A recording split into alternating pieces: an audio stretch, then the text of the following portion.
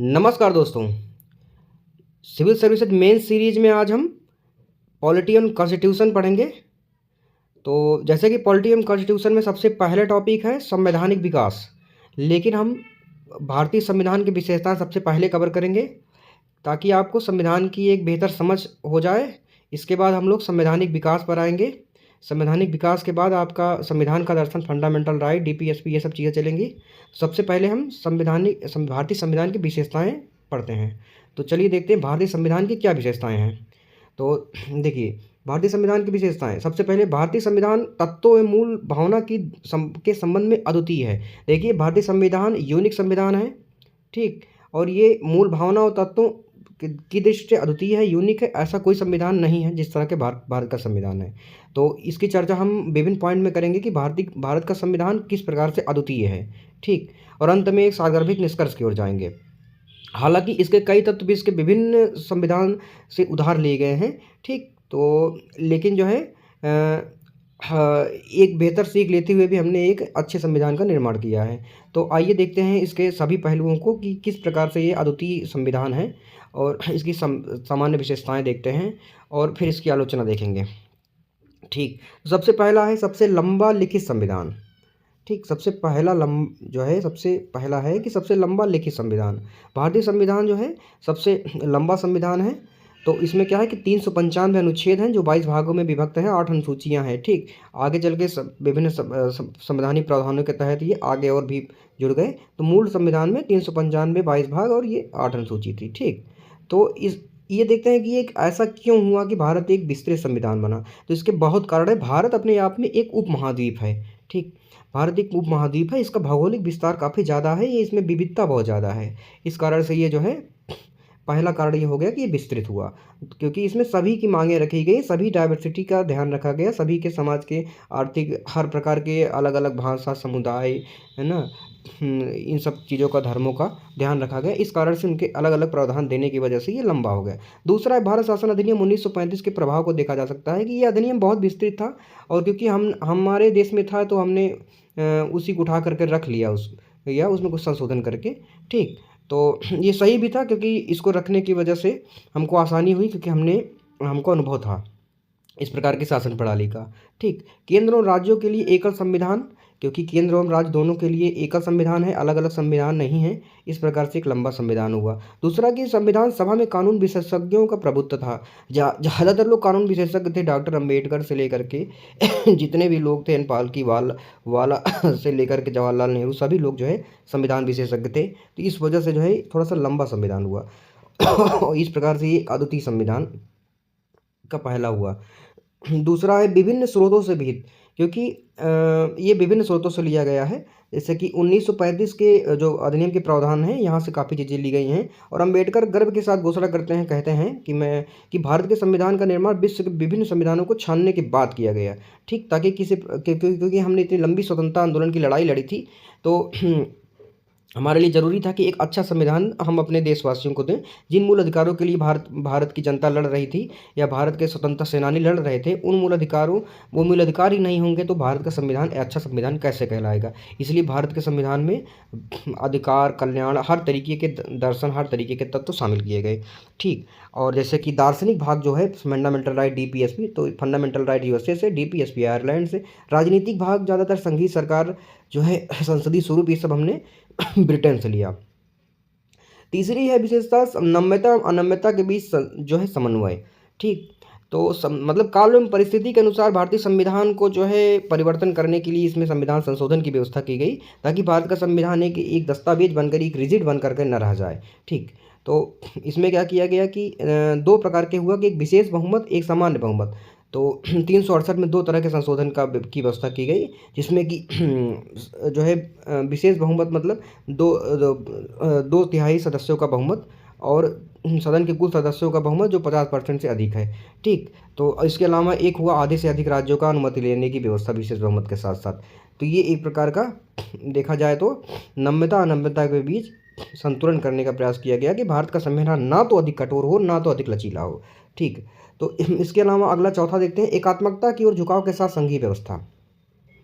देखिए भारत क्योंकि भारत में बहुत ज़्यादा डाइवर्सिटी है, बहुत ज़्यादा डाइवर्सिटी थी और हमने स्वतंत्रता लड़ाई लड़ी थी और देखा था एक प्रकार से भारत का विभाजन भी हुआ था। इस कारण से भारत की जो संघीय व्यवस्था है उसमें हमने एकात्मकता तो तत्वों को मजबूत बनाया, यानी हमने केंद्र को एक सशक्त केंद्र के साथ मजबूत बनाने की कोशिश की। ये क्योंकि भारत के लिए डाइवर्सिटी बहुत ज़्यादा थी और भारत का वैसे भी विभाजन हो चुका था। तो वहाँ पे हम देखते हैं कि कुछ संघीय विशेषताएं देखते हैं भारत की।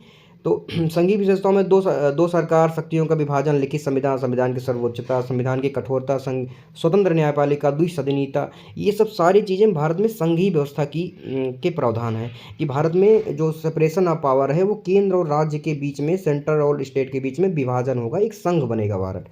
ठीक, तो इसके साथ साथ एक सशक्त केंद्र संघीय व्यवस्था के साथ एक सशक्त केंद्र की व्यवस्था भी की गई। तो भारत में एकात्मक तत्व क्या क्या होंगे, संघीय हमने समझ लिया कि संघीय व्यवस्था क्या हो गया कि किस प्रकार से जो है सेपरेशन ऑफ पावर, शक्तियों का विभाजन कैसे होगा, और वहाँ पे जैसे कि दो सरकार होगा, लिखित संविधान होगा, संविधान की सर्वोच्चता हो, इस प्रकार से मतलब राज्यों की स्वायत्तता बनी रहे, राज्यों की भी रक्षा होती रहे, केंद्र भी मजबूत रहे, इस तरीके से एक संघ हो भारत एक संघ हो, उसकी व्यवस्था की गई। तो एकात्मक तत्व देखते हैं कि जहाँ पे केंद्र ज़्यादा सशक्त हो जाता है, तो संघीय लक्षण के साथ साथ एक सशक्त केंद्र, एकल संविधान, एकल नागरिकता, संविधान का लचीलापन, एकीकृत न्यायपालिका, केंद्र में द्वारा राज्यपालों की नियुक्ति, अखिल भारतीय सेवाएं, आपातकालीन प्रावधान, ये सारे जो लक्षण हैं भारत को एक एकल संविधान की ओर अग्रसर करते हैं। तो क्योंकि भारत में संघीय शब्द का भी इस्तेमाल नहीं किया गया है, आर्टिकल 1 में राज्यों का एक संघ की बात की गई है। इसका क्या अभिप्राय है कि भारत संघ राज्यों के बीच किसी समझौते का निष्कर्ष नहीं है अमेरिका की तरह। ये भारत का संविधान जो है में, भारत के संविधान में राज्यों को संघ से अलग होने का कोई अधिकार नहीं है। ठीक, तो इस प्रकार से देखिए अलग अलग जो है संविधान विशेषज्ञों, न्यायविदों ने जो है भारत की को अलग अलग प्रकार से व्याख्या की भारत की शासन प्रणाली की। तो उसमें सबसे पहले एकात्मकता की भावना में संघ की बात की कुछ लोगों ने कहा, जैसे केसी वियर ने कहा कि अर्ध संघ कहा जो है। ठीक है, मॉरिस जोन्स ने कहा कि बार्गेनिंग फेडरलिज्म, कोऑपरेटिव फेडरलिज्म की बात की ग्रेनविल ऑस्टिन ने कहा कि सहकारी संघवाद है भारत में। तो आइवर जेनिंग्स ने कहा federation with the centralising tendency, सशक्त केंद्र के साथ संघीय व्यवस्था, तो इसको आइवर जेनिंग्स ने कहा था। ठीक, तो ये सारे जो है लक्षण भारत में, भारत एक प्रकार का ऐसा नहीं है कि भारत एक संघीय राज्य है या एक एकात्मक राज्य है, तो भारत एक अपने आप में अद्वितीय विशेषता है। तो ये सारे लोगों ने अलग अलग तरीके से देखे, इसमें एकात्मकता और संघीय दोनों तत्व मौजूद हैं। ठीक, अब देखते हैं पांचवा, भारत का संसदीय रूप। तो भारतीय संविधान की अगली विशेषता है भारत का संसदीय रूप। देखिए विधायिका एवं कार्यपालिका के बीच एक सुंदर समन्वय की व्यवस्था की गई, जो कि शक्तियों के विभाजन पर आधारित था। ठीक, यह चीज़ हमने क्या किया कि संसदीय स्वरूप ब्रिटेन से लिया। ठीक, ब्रिटेन से लिया, संसदीय प्रणाली पर आधारित हुआ, जिसमें कि जो है विधायिका कार्यपालिका के प्रति, मैं मंत्रिपरिषद जो है या कार्यपालिका जो है संसद के प्रति उत्तरदायी होगा, ऐसा उत्तरदायित्व का सिद्धांत लिया गया। ठीक, तो अगला देखते हैं संसदीय संप्रभुता एवं न्यायिक सर्वोच्चता में समन्वय। अब देखिए इसमें क्या था, इसमें जो है संसदीय प्रणाली में कार्यपालिका और विधायिका के मध्य समन्वय दिया गया कि ठीक, कि जो है कार्यपालिका अपने कार्यों के लिए जो है वो विधायिका के प्रति उत्तरदायी है, यानी संसद के प्रति उत्तरदायी है। और यहाँ पे भारत की संसदीय संप्रभुता एवं न्यायिक सर्वोच्चता में समन्वय है, यानी कि संसद और न्यायिक सर्वोच्चता। जैसे कि क्या है कि आप देखेंगे कि देखिए बताते हैं आपको कि संसद की संप्रभुता का नियम ब्रिटिश संसद से जुड़ा हुआ है। ठीक, तो ब्रिटेन में जो है वो संसद मजबूत है, जबकि अमेरिका में सर्वोच्च न्यायालय मजबूत है। इस प्रकार से तो उस न्यायिक सर्वोच्चता का सिद्धांत हमने अमेरिका के संविधान से लिया, लेकिन इन दोनों के बीच हमने एक सुंदर समन्वय स्थापित किया। तो ब्रिटेन के संविधान से क्या हुआ, ब्रिटेन के संविधान में संसद ने जो कह दिया, जो संशोधन कर दिया, वो संसद संप्रभु है। ठीक, उसको उसकी कोई काट नहीं है। लेकिन अमेरिका के संविधान में न्यायिक सर्वोच्चता, न्यायपालिका जो है सर्वोच्च है। तो लेकिन भारत में हमने इन दोनों के बीच का मध्य का रास्ता निकाला, दोनों के बीच एक चेक एंड बैलेंस बनाया। ठीक है, चेक एंड बैलेंस बनाया, एक जो है संतुलन बनाया।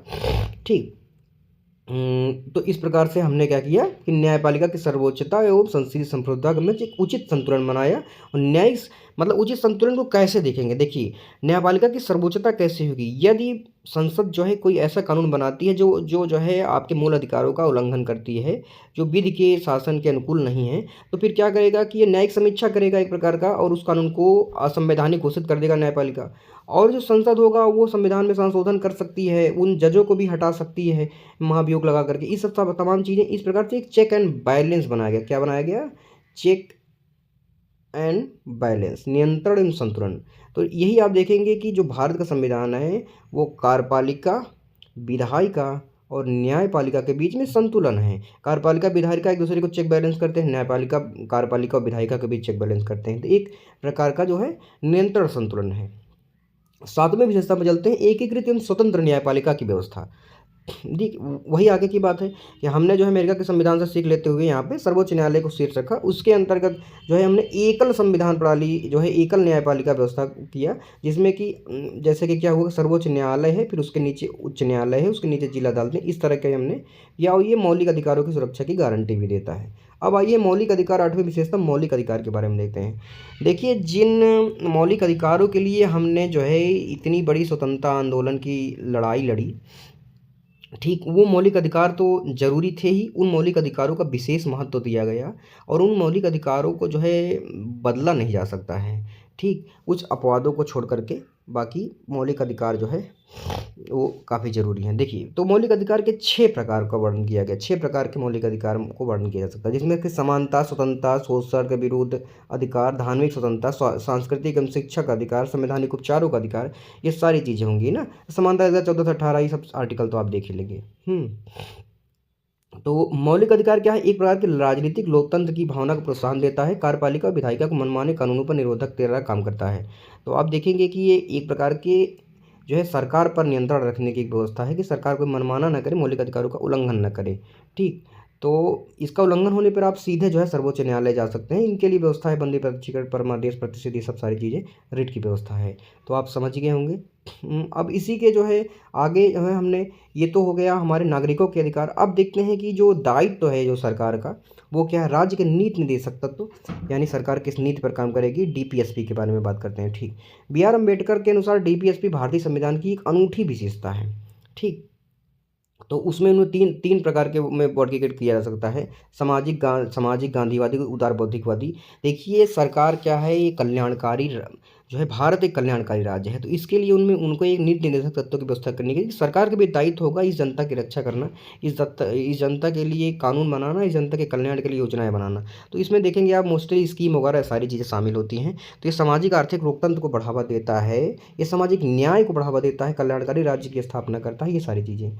ठीक, तो राज्यों के नैतिक कर्तव्य है, राज्यों का नैतिक कर्तव्य है एक प्रकार का ये। ठीक, और और बाकी मूल अधिकार राज्य के ऊपर दावे थे। तो देखिए, मिनर्वा मिल मामले 1980 में क्या क्या कहा गया कि भारतीय संविधान की नींव मौलिक अधिकार और नीति निर्देशक तत्वों के सिद्धांत के संतुलन पर रखी गई। और डीपीएसपी और फंडामेंटल राइट दोनों के संतुलन की बात करता है।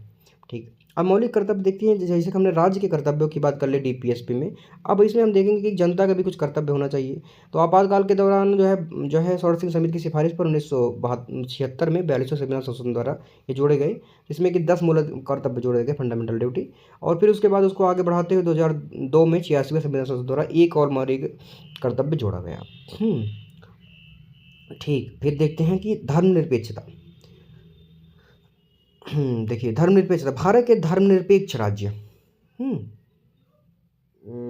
हाँ, भारत एक धर्मनिरपेक्ष राज्य। देखिए कि धर्मनिरपेक्षता के बारे में अक्सर क्वेश्चन आपको सोसाइटी में मिल जाएंगे, पॉलिटी में भी मिल जाएंगे और इथिक्स में मिल जाए। देखिए, धर्मनिरपेक्षता हम समझ लेते हैं। देखिए, इसमें क्या बात है कि धर्म विशेष को महत्व नहीं देता है भारत। भारत कहता है सभी धर्म हमारे लिए बराबर हैं। इसके लिए फिर क्या हुआ कि प्रस्तावना में 42वें संशोधन द्वारा धर्मनिरपेक्ष शब्द को जोड़ा गया। और अब देखिए, इसमें हम ये ध्यान दें, अगर हम पश्चिमी धर्मनिरपेक्षता यानी यूरोप की धर्मनिरपेक्षता और भारतीय धर्मनिरपेक्षता में अंतर समझ लें तो ये क्लियर हो जाएगा। देखिए, पश्चिमी धर्मनिरपेक्षता क्या है कि धर्म एवं राज्य के बीच में पर्याप्त अलगाव है। तो ये नकारात्मक अवधारणा है कि धर्म और राज्य के बीच में कोई संबंध नहीं है, बिल्कुल अलगाव है, इसकी कोई जिम्मेदारी नहीं धर्म के लिए। लेकिन भारतीय धर्मनिरपेक्षता जो है एक प्रकार का सकारात्मक पहलू है। इसमें जो है क्या है कि ये भारत की, देखिए, इसकी आवश्यकता इसलिए पड़ी क्योंकि भारत बहुधर्मवादी देश है, भारत एक विविधतापूर्ण देश है। तो यहाँ पे जो है राज्यों का कर्तव्य है कि वो विभिन्न धर्मों का संरक्षण करें। जैसे कि आप देखेंगे कि भारत में सरकार जो है महाकुंभ करवा रही है, या बहुत सारे ट्रस्ट बनवा रही है, हज जाने की व्यवस्था कर रही है, इस तरह की चीज़ें कर रही है। यानी कि सरकार का दायित्व है, सरकार और धर्म और राज्य में अलगाव नहीं है। भारत की एक सकारात्मक जो है अवधारणा प्रस्तुत करती है धर्मनिरपेक्षता को लेकर। ये एक अद्वितीय विशेषता है भारत की। ठीक, और बाकी सार्वभौमिक वयस्क मताधिकार देखेंगे तो 61वें संविधान संशोधन द्वारा जोड़ दिया गया। ठीक, और इसमें क्या किया गया, 61वें संविधान संशोधन द्वारा सार्वभौमिक मताधिकार की व्यवस्था थी जैसे भारत में, तो उन 61वें संविधान संशोधन द्वारा जो है इसका संशोधन कर करके 21 वर्ष से घटा करके 18 वर्ष कर दिया गया वोट देने का अधिकार। ठीक, इसके अलावा एक तरह में विशेषता ला इसमें देखते हैं कि स्वतंत्र निकाय बहुत सारे हैं जो लोकतंत्र के लिए बहुत महत्वपूर्ण स्तंभ होते हैं, जैसे कि निर्वाचन आयोग, कैग, यूपीएससी, स्टेट पीएससी, ये सब सारी चीज़ें स्वतंत्र निकाय हैं जो लोकतंत्र के महत्वपूर्ण स्तंभ हैं। एकल नागरिकता की व्यवस्था है भारत में। जैसे देखिए अमेरिका में आप देखेंगे दोहरी नागरिकता है, राज्य एवं देश दोनों की नागरिकता है। भारत में एकल नागरिकता है। आपातकालीन प्रावधान की बात करेंगे तो इसका क्या उद्देश्य है, पहले देखिए। देश की संप्रभुता, एकता, अखंडता सुरक्षित, संविधान के लोकतंत्र ढांचे को सुरक्षा करना। देखिए देश की ढांचे की सुरक्षा करना, देश के संविधान की सुरक्षा करना ही आपातकालीन प्रावधानों का का उद्देश्य है। देखिए अगर कोई देश में समस्या आएगी, देश में युद्ध होगा, बाह्यक्रमण होगा, राज्य जो है संवैधानिक दायित्व का निर्वहन करने में असफल रहेंगे तो आपातकाल लगेगा। देखिए राष्ट्रीय आपातकाल 352 में है, राज्य आपातकाल या राष्ट्रपति शासन 365 में है, और वित्तीय आपातकाल 360 में है। 352, 365 में भी है, 356 में भी है राज्य आपातकाल। ठीक, वित्तीय आपातकाल 360 में है। तो अब देखेंगे कि आपातकाल में बिना किसी संविधान संशोधन के जो पूरा ढांचा है, संघीय ढांचा, वो एकात्मक हो जाता है। ये चीज़ें हैं।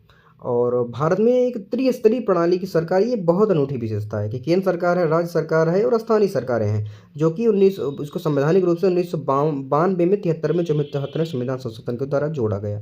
ठीक, ये विश्व के किसी संविधान में इस तरह की व्यवस्था नहीं है त्रिस्तरीय प्रणाली की। तो हमने कुल मिलाकर के 16 विशेषताएं ऐसी देखी जो भारतीय संविधान को की विशेषता थी, जो भारतीय संविधान को एक अद्वितीय बनाती हैं। ठीक, इस प्रकार हम एक निष्कर्ष लिख सकते हैं कि हाँ, भारत का संविधान एक जीवंत दस्तावेज है। ये काल एवं परिस्थिति के अनुसार क्योंकि ये काल एवं परिस्थिति के अनुसार परिवर्तनशील है। अगर कोई भारतीय संविधान की आलोचना करे कि ये जो है उधार का थैला है, जोड़ा यहाँ का रोड़ा वहाँ का जोड़ा है, इस तरह की चीज़ें अगर की जाए, तो उसमें डॉक्टर अम्बेडकर की एक लाइन है कि किसी के अनुभव से सीख लेना किसी प्रकार की साहित्यिक चोरी नहीं है। हमने जो है अनुभव से सीख लिए विभिन्न संविधानों को पढ़ करके, और हमने इसलिए ताकि हम देश को एक अच्छा संविधान दे सकें, एक जीवंत दस्तावेज के रूप में संविधान दे सकें। तो इस प्रकार से उन्होंने कहते हैं कि साहित्यिक चोरी नहीं है, अनुभव से हमने सीख लिए। तो इस प्रकार की आलोचना का कोई औचित्य नहीं है। भारत का संविधान एक जीवंत दस्तावेज है, एक अद्वितीय संविधान है, काल एवं परिस्थिति के अनुसार परिवर्तनशील है, और भारत दुनिया का एक बड़ी अच्छी डेमोक्रेसी है। तो देखेंगे तो भारत का संविधान सफल भी है, ये मौलिक अधिकार दिलाने, ये डीपीएसपी के माध्यम से सरकार की कल्याणकारी योजनाओं को पूरा करने से लेकर के सारे अपने लक्ष्यों में भी जो है भारत का संविधान सफल रहा है। तो इस प्रकार से हमने भारत के संविधान की एक भारत के संविधान की हमने एक बेहतर समझ विकसित कर ली। अब इसके बाद हम भारत के संविधान की विकास के बारे में पढ़ेंगे। तो चलिए दोस्तों, इस प्रकार से आप पढ़ते रहिए। मेंस के लिए आपका एक सीरीज बहुत ही कारगर होगा, और यदि आप प्री भी दे रहे हैं तो आप उसके लिए इसको देखते रहें, उसमें भी आपको पर्याप्त लाभ मिलेगा। तो चलिए दोस्तों, वीडियो पर देखने के लिए धन्यवाद। वीडियो को लाइक, सब्सक्राइब और शेयर जरूर कर दीजिए।